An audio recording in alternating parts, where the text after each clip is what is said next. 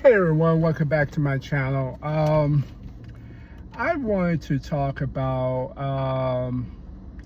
why there's not karate practitioners like it was 10, 15 years ago, like in major fight organizations.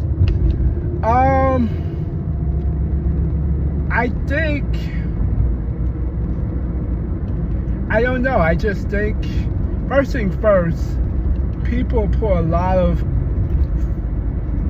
faith into copycat leagues.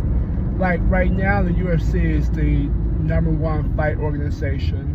In some ways, it may have replaced boxing, but boxing is having a comeback, and also is beginning to merge with mixed martial artists. So it's not impossible now that mixed martial artists can be boxers too. But I have noticed a lot of mixed martial artists want to jump into boxing rings and then they get knocked out. What I notice is when somebody has focused in one martial arts their entire life, and you make ground and pound or MMA or Muay Thai or Jiu-Jitsu, you're not going to jump into their sport and dominate their sport that they do all the time. The same as Conor McGregor was really nothing compared to Floyd Mayweather, and Floyd Mayweather was being competitive, and was playing with him. And who knows, they may be in on it, as in trying to make money, making entertainment. Who knows? They both made a buttload of money. But I think what it is, karate,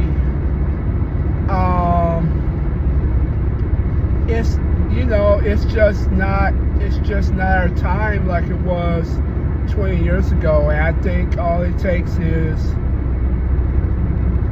one karate practitioner like GSP that'll just go through the rank and just dominate. And next thing you know, you'll just have all these karate practitioners. Right now, it's just, popular to train Jiu-Jitsu, Muay Thai, Jiu-Jitsu, wrestling, boxing, those combinations. I do agree that you have to add a ground game. And then sometimes people question the power of karate, like, oh, the katas is boring, old, and you get old people and they don't have a real fight. There's a guy who has a very popular channel named Jesse in Camp, called the Karate Nerd.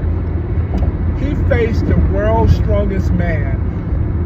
I can't think his name, but he's absolutely powerful. If I'm correct, no, he may have been the House of Throne. But I may think the wrong character. Anyway, this guy was hella strong. Anyway, the guy went against Jesse in camp in a sparring match. And of course, the strong guy, his punches was powerful, but when he tried to absorb a kick, which is a Ushirigiri, which is a reverse kick, Jesse Kemp hit him with a 30% kick. Because Jesse has learned physiologically the the way to properly kick and know how to turn his whole body to penetrate, he basically knocked the wind out of that. The strongest man in the world. Literally, he is the strongest man in world strongest man competition, reigning champion. So what did that tell me? That karate is powerful if you know how to properly use it. If you properly train your body, it's an amazing art to have. I think you have to know how to use it. If you know, and a lot of people say, well, it's easy when somebody's complying. Of course, when somebody's complying, it hurts because nobody's gonna let you just, you know, punch you. You know, when they do demonstration, you gotta be about 40% ready to let them do it for it to hurt. If you tense up, you know, but if you learn proper kinetics, like I was facing a guy super strong, EMT. So, and just the look of him looked like he's a former wrestler, super strong still in his prime, 29, 28, maybe 30. And then we did like, he came with a punch and just learned how to utilize. So basically it's to come up, hands, and come down. So basically it's to redirect the hands. As he come in with a straight punch, I use this momentum, a kilo move, by the way. And then I was able to spin him down to the ground, and it hurt a lot for him. It just like, oh, you know, he felt it. And it taught me, and I'm like double his age, or at least I'm a good 18 years with injuries, you know. It taught me that if you know how to properly align your body, you know, it works. So karate is not dead.